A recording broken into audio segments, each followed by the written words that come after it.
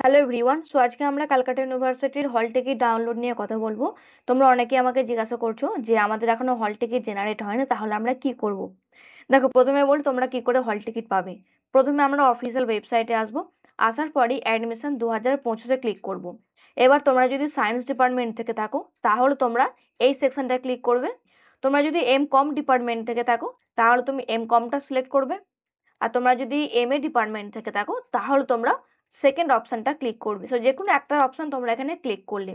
আচ্ছা, এবার আমরা যদি একবার অ্যাডমিশন শিডিউলটা ক্লিক করি, এখানে দেখো আমাদের নোটিশে বলা ছিল যে আমরা কিন্তু 16ই আগস্টে হল টিকিটটা ডাউনলোড করতে পেরে যাব।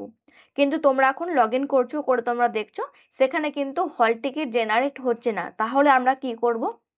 এখানে তোমাদের কিন্তু নিয়ম লেখা আছে, সেটা আমি তোমাদের একবার দেখিয়ে দিচ্ছি। এখানে কিন্তু লেখা আছে হল টিকিট তোমাদের কিন্তু মেলে আসবে না, আর না তো তোমাকে মেসেজের মাধ্যমে জানানো হবে। তোমরা কি করে তাহলে হল টিকিটটা পাচ্ছ? তোমাদের কিন্তু লগ ইন করতে হবে। এখানে লেখা আছে, দেখে নাও একবার যারা নোটিস করোনি, যে please download hall ticket by log in the portal using user ID. তো এখানে ইউজার আইডি বলতে তোমাদের রেজিস্টার ইমেল, তোমরা যে মেলটা দিয়ে রেজিস্ট্রেশন করেছিলে সেই মেলটা হচ্ছে তোমাদের ইউজার আইডি। আর তোমাদের যে পাসওয়ার্ডটা ছিল ফর্মটা ফিল আপ করার সময়, সেই পাসওয়ার্ডটা দিয়ে তোমাদের অ্যাকাউন্টটা ওপেন করতে হবে।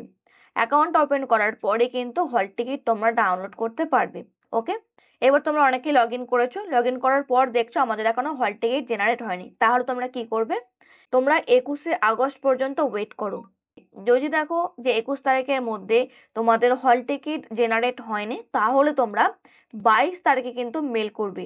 এখানে যে ইমেলটা দেওয়া আছে এই ইমেলে তোমরা মেল করতে পারো। অথবা তোমরা যে ডিপার্টমেন্ট থেকে রয়েছো, মনে করো কেউ সায়েন্স থেকে রয়েছে, কেউ আর্টস থেকে, বা কেউ কমার্স থেকে, তো তোমরা কিন্তু তোমাদের নিজস্ব যে ক্যাম্পাস রয়েছে তোমরা সেই ক্যাম্পাসও কল করতে পারো। বা এখানে এই যে নাম্বার দেওয়া আছে এই নাম্বার থেকেও তোমরা কিন্তু কল করতে পারবে। এবার এখানে আমি যদি আর্টস এর সেকশনে ক্লিক করি, এখানেও কিন্তু সেম আমাদের নিয়ম লেখা আছে।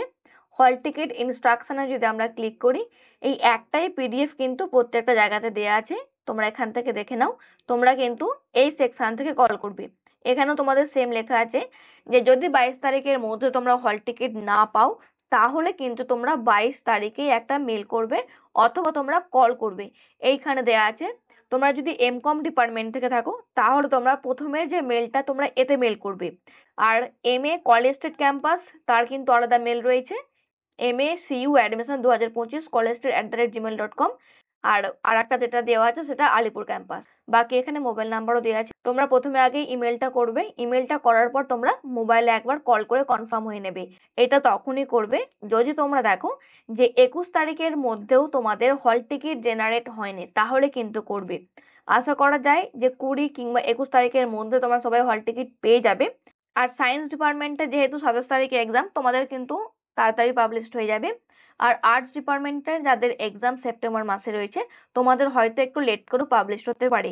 আর ইন জেনারেল যেটা নিয়ম থাকে যে যেই দিন তোমাদের এক্সাম তার কিন্তু 4 থেকে 5 দিন আগে তোমাদের অ্যাডমিট কার্ড জেনারেট হয়। আর অ্যাডমিট কার্ড মানেই হচ্ছে হল টিকিট। সেটাই তোমাদের প্রিন্ট করতে হবে। প্রিন্ট করার পর তোমাদের কিন্তু একটা ছবি অ্যাটাচ করার বক্স থাকবে, সেইখানে ছবি অ্যাটাচ করতে হবে। আর এই প্রত্যেকটা জিনিসকে তোমাদের নিয়ে যেতে হবে যখন তোমরা এক্সাম সেন্টারে যাবে। আশা করি তোমরা বুঝতে পেরেছো।